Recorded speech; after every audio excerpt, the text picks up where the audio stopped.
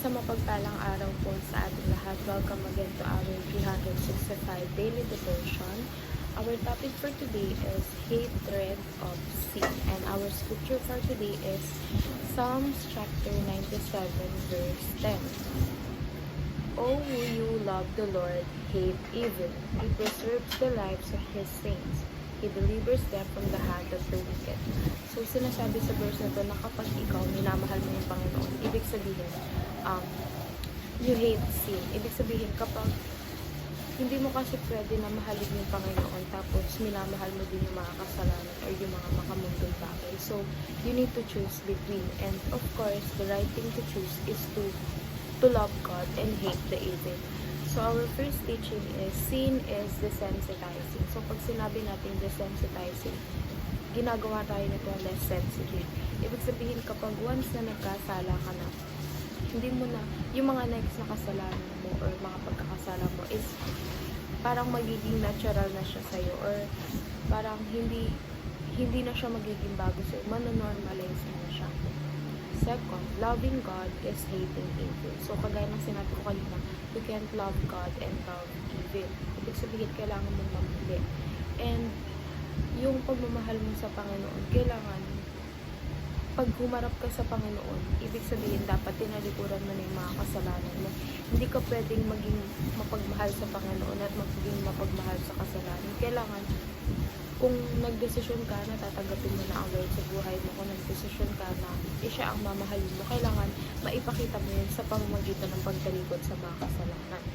Third, genuine Christians hate sin. So, yung mga talagang Kristiyano is ayaw talaga nila nagkakasala. Kahit na maraming temptation sa paligid nila, a lot of na madala silang matempt na gawin yung mga bagay na hindi maganda, but they hate it. So, sila mismo ang umiiwas. Application naman, first, ask God to sensitize your heart. So ibig sabihin lang nito is parang humingi ka or manghingi ka ng gabay sa Panginoon para gawin na sensitive yung puso mo kung saan ma-identify mo agad ano ba yung tamang gawin or maling gawin or magagawa mo agad yung gusto niyang mangyari sa buhay mo.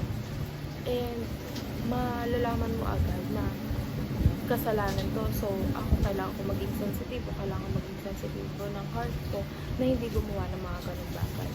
Second, hate sin without being self-righteous. So, kasi yung pagiging sinners, kahit sabihin mo na nagsisimba ka or sabihin mo na mapalapit ka na sa Panginoon, is hindi mawawala yung pagkakaroon ng kasalanan.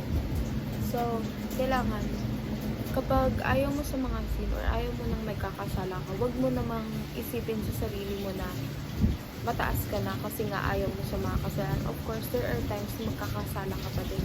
Hindi naman porket ayaw mo sa kasalanan is hindi ka na magkakasala. So, that is impossible. Third, prove our genuine conversion. So, for example, ikaw nagpabaptize ka or kinonfess mo or tinanggap mo ang Panginoon sa buhay mo, kailangan i-prove mo na genuine ka. Kailangan wala nang turning back. Kasi once na tinanggap mo na si Christ, kailangan tanggapin mo siya ng buo, 100% and genuinely, and wala ka dapat pag-aalinlangan. So, kailangan ikaw mismo papatunayan mo sa Panginoon na isinusurrender or nagsasubmit ka sa Kanya para alam mo yun, para bigyan ka ni Lord ng mga pagpapala na deserve mo.